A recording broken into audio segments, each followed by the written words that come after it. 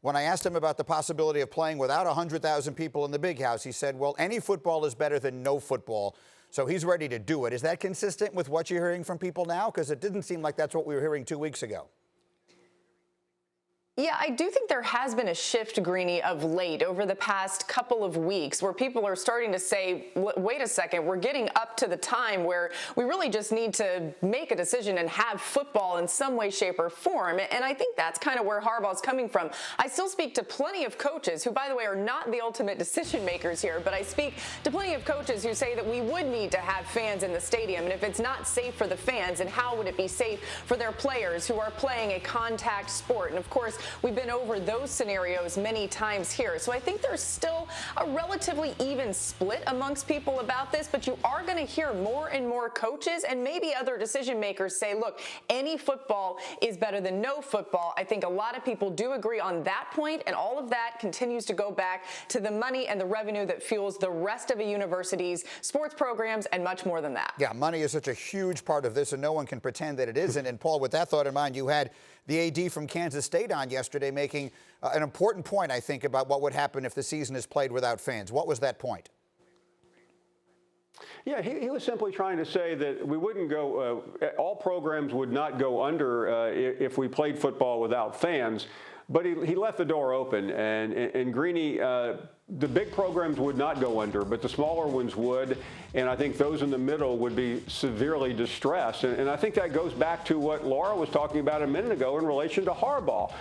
4 weeks ago, we heard from Jack Swarbrick from Notre Dame. He said, no, you don't play college football without the fans. That's just not the way the sport was built. Now you're hearing Jim Harbaugh, who is a traditionalist, who I think 4 or 5 weeks ago would not have said that, but the reality has struck. Without college football, the majority of athletic departments are going to be underwater, and the football coaches are adjusting to the new normal, and the new normal is we don't care what the circumstances are, we have to play football. It's a desperate change, it's a paradigm shift, but it's also a reality of the times. Yeah, because Laura, the pro football side of it, TV money, it drives everything. On the college level, there's so much more involved in the fans in the actual building, but the TV money will be enough to keep them afloat? Maybe, at least for maybe a year. We're talking about TV money, and it depends on the program, but for the big programs, it's around 25% of their revenue.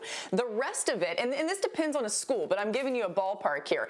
The rest of it, the 80 or so percent, is coming from the fans and also donors. That's a huge part of this. If you don't have donors in the stadium, boosters who buy those really expensive boxes and those really expensive suites and then donate more money, that's where a lot of the revenue actually comes from. So if we're talking about a university and a program trying to survive on about 25% of their revenue, even for part of the season, I think we can all do the math there and realize that's not sustainable long term. It is, however, though, 25% is better than zero. And so I think that is where that alternative comes into play. Still, everybody that I talk to is saying they are trying to proceed as if they can have college football season, not only starting on time, maybe a little bit delayed, but with fans, at least in some capacity in the stadium. Maybe they're social distanced, maybe they figure something out there. That really is where they're kind of putting their heads together on all of this. But either way, still trying to make it to where fans can be a part of this. And Paul, you're the presidents of the universities in your conference, the SEC, are getting together this week. What are they going to do? They are going to vote, I believe, to let the players come back to campus. This is seemingly the direction everyone is going in. And that's being done, back to what Laura said, because if you don't move forward, you basically tell the donors, we're not really sure. And the donors say, why should I donate money if I'm not going to see my favorite college football team? The two go together. Thank you for watching ESPN on YouTube. For live streaming sports and premium content, subscribe to ESPN+.